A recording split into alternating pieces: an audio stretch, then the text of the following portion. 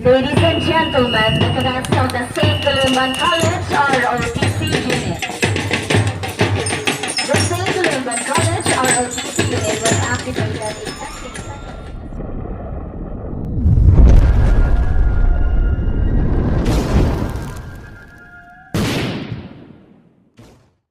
Si Sosmita V. Revilla, siya pong mag-i-evaluate ng cadet MS1 and MS2 subjects. Gentlemen and ladies,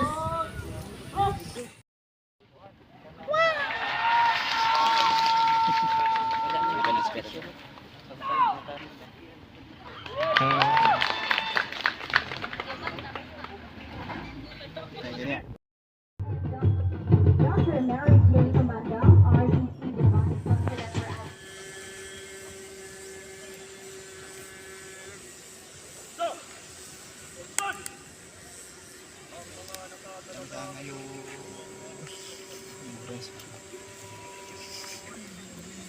Puno pang larangan.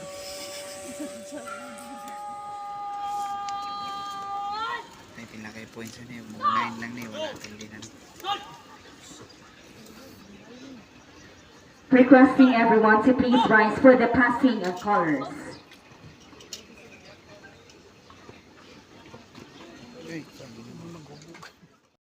Gentlemen, approaching to you is the Cadet Corps officer of the St. Columban College ROTC unit. The Officer Center March is to showcase the precision and discipline of the ROTC cadets, as well as to instill in them the values of leadership, teamwork, and respect for authority. It is also a way for the cadets to demonstrate their readiness to serve as officers in the armed forces of the Philippines.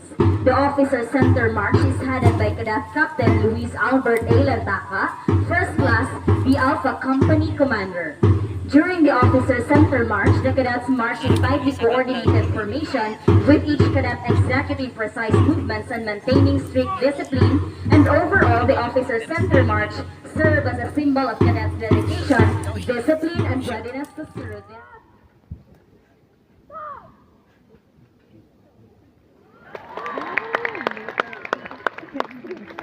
Sakto ang ating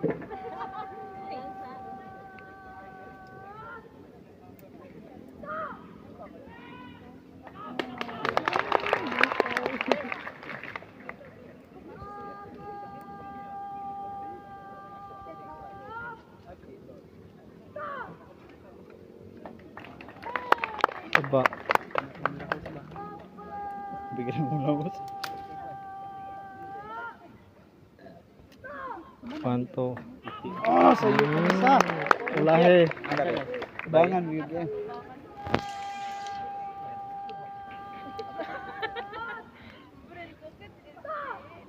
Danlog ito ba?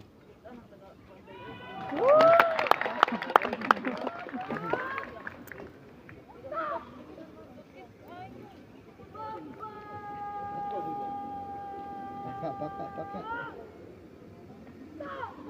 Tungkap. Dito tang dalawa tong.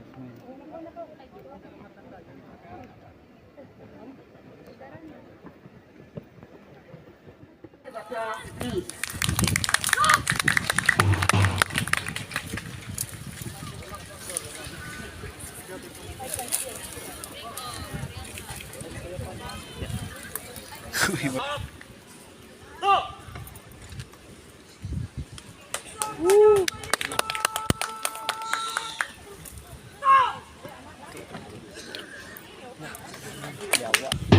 Ladies and gentlemen, the cadets of the St. Columban College ROTC unit. The St. Columban College ROTC unit was activated in the second semester of the same year 1981 to 1982. Pursuant to General Orders Number 371, General Headquarters Armed Forces of the Philippines, dated 6th of August of 1981, managed and supervised by the Philippine Army. Before its activation, it was affiliated with Southern Mindanao College's ROTC